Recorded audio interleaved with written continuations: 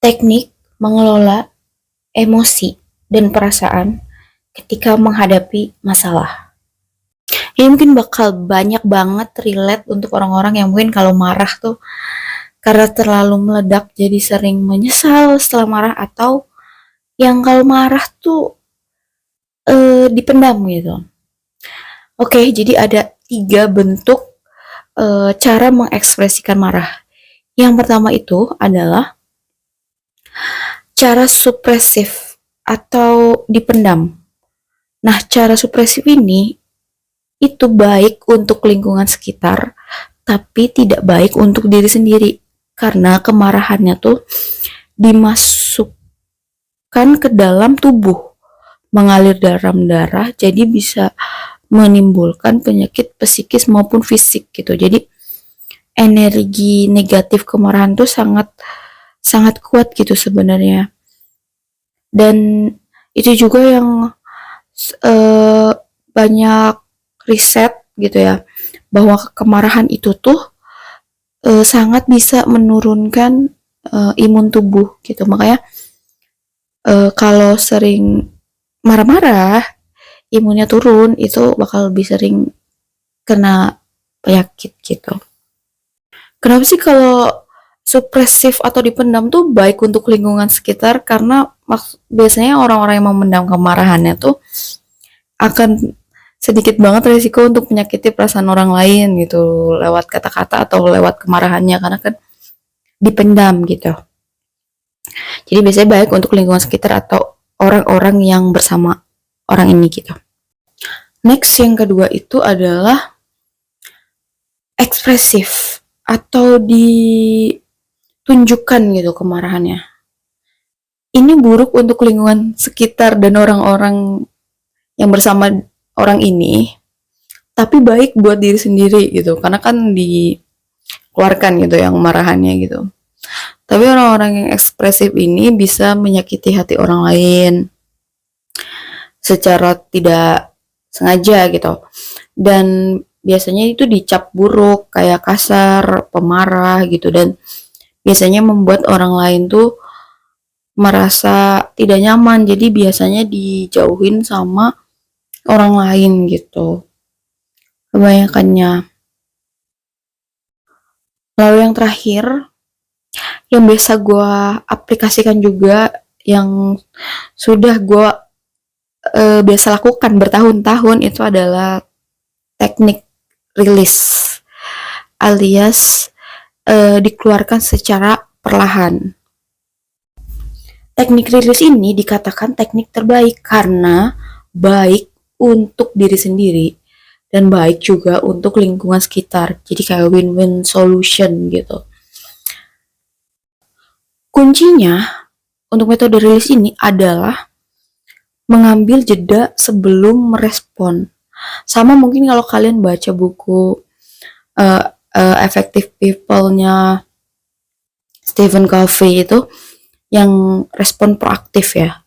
Nah, cara teknik rilis ini bisa kalian pakai dengan sistem 3M.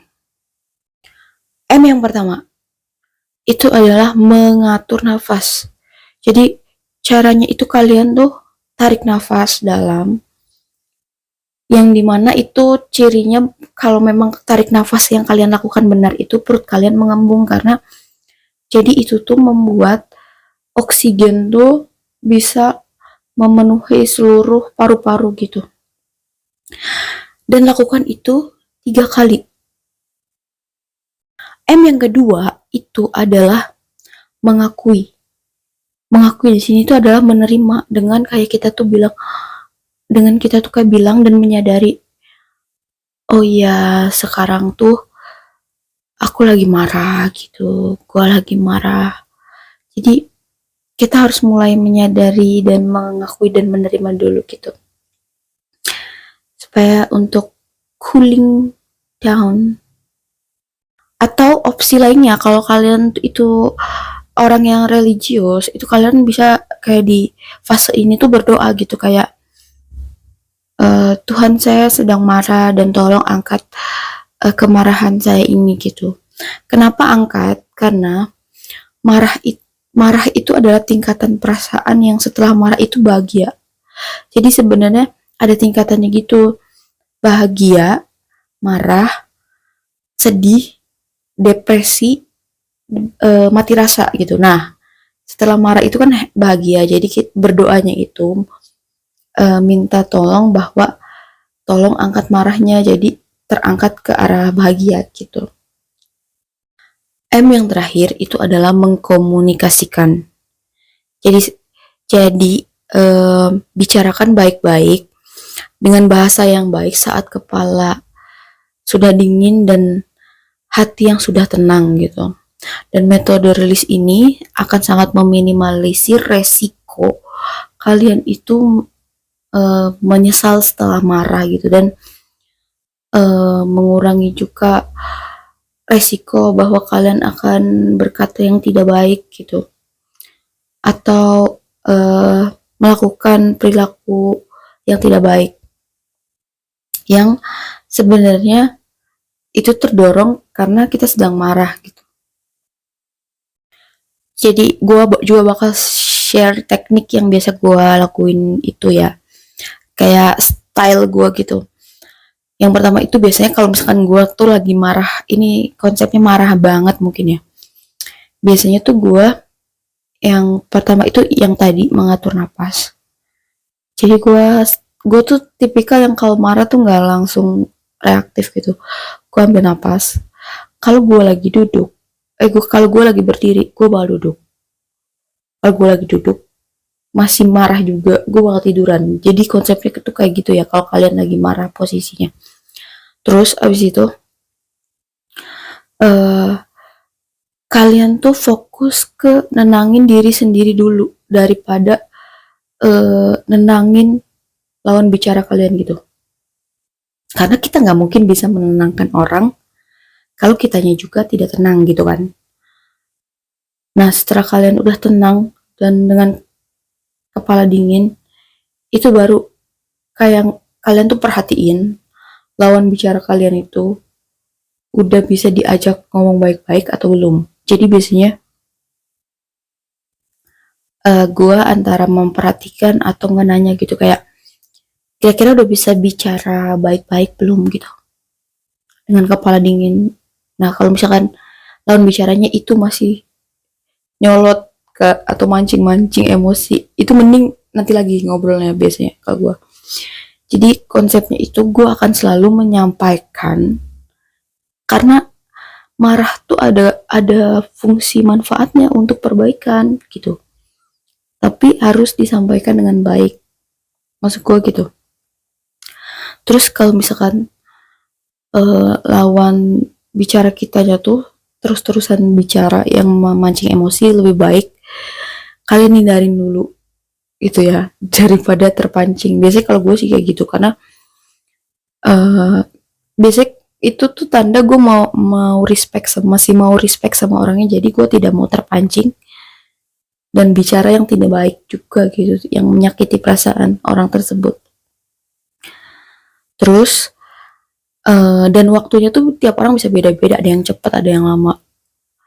Kalau ngambil hari juga nggak apa-apa, kayak sehari 2 hari gitu, kalau memang semarah itu gitu. Karena sebenarnya ketika kalian memaksakan bicara pun, kalau kepalanya belum dingin dan hatinya belum tenang, itu yang ada tuh bukan perbaikan, tapi biasanya lebih emosi, saling emosi gitu loh, saling marah aja. Jadi bertengkarnya tuh lebih ke merusak, bukannya perbaikan gitu, arah yang lebih baik. Dan sampaikan juga kemarahannya dengan baik-baik, dengan bahasa yang baik gitu. Kayak karena gue pakai komunikasi asertif, biasanya gue tuh mulai dengan kata aku gitu ya. Aku merasa aku gini karena kamu giniin aku gitu. Terus aku punya harapan supaya kamu tuh kayak gini gitu. Jadi lebih supaya itu tuh lawan bicaranya nggak defensif ya. Namanya I statement. Terus dan selalu kalian tuh punya mindset. Jangan pernah mikir orang buat baca pikiran kalian. Jadi tolong komunikasikan segala sesuatunya tuh dengan jelas dan clear gitu. Karena nggak bisa, orang nggak bisa baca pikiran gitu ya. Dan biasanya malah bikin salah paham. Ya gitu. Jadi dengan marah yang lebih baik, semoga akan membuat kita juga bisa memperlakukan orang lain dengan baik gitu. Bahkan kita masih bisa menghargai orang lain walaupun kita tuh sedang marah gitu. Jadi marahnya tuh tetap tetap punya rasional gitu, tetap pakai akal sehat. Jadi pas marah pun tidak dikontrol oleh emosi gitu. Dan kalau bisa sih jangan marah lama-lama, karena yang gue bilang tadi, semakin lama kalian marah-marah itu imun kalian bakal turun kalau dari sistem tubuh ya, yang dimana bakal bikin kalian tuh rentan untuk sakit gitu, bakal gampang capek karena energinya kuras terus. Dan sebenarnya ketika kita marah tuh energi kita besar banget, jadi bisa gue saranin buat kalian kalau mau olahraga pun boleh ya, jadi kalau lagi marah olahraga gitu, jadi biar si energi besarnya tuh disalurkan ke gerakan olahraga gitu. Jadi semoga membantu, bermanfaat, dan menginspirasi.